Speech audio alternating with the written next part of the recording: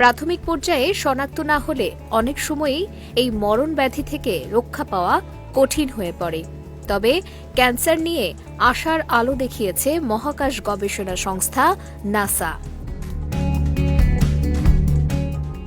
Interior landscape plants for indoor air pollution abetment নামে নাসার এক গবেষণা অনুযায়ী একটি গাছ ঘরের বাতাস থেকে মাত্র ২৪ ঘণ্টার মধ্যেই ৭৩% পর্যন্ত বিষাক্ত কেমিক্যাল দূর করতে পারে। এতে দেখা গেছে এই গাছটি ফর্মালডিহাইড, বেনজিন ও ট্রাইগ্লোরোইথিলিনের মতো ভয়ঙ্কর সব রাসায়নিক পদার্থ দূর করতে সক্ষম।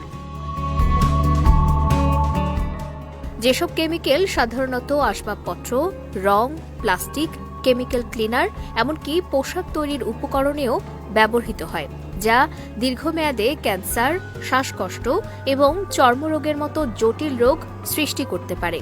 এখন প্রশ্ন হলো, কি সেই গাছটি? এই গাছটির নাম পথস, যা আমাদের দেশে মানি প্ল্যান্ট নামেও পরিচিত। অনেকেই ঘরের সৌন্দর্য বর্ধনে গাছটি ঘরে রেখে থাকেন। তবে এই গাছটি শুধু বিষাক্ত কেমিক্যালই শোষণ করে না, বরং ঘরের আর্দ্রতা নিয়ন্ত্রণেও ভূমিকা রাখে। আর পথস রক্ষণাবেক্ষণ অত্যন্ত সহজ। ঘরে কিংবা বাইরে যে কোনো জায়গায় খুব সহজেই বেড়ে ওঠে গাছটি।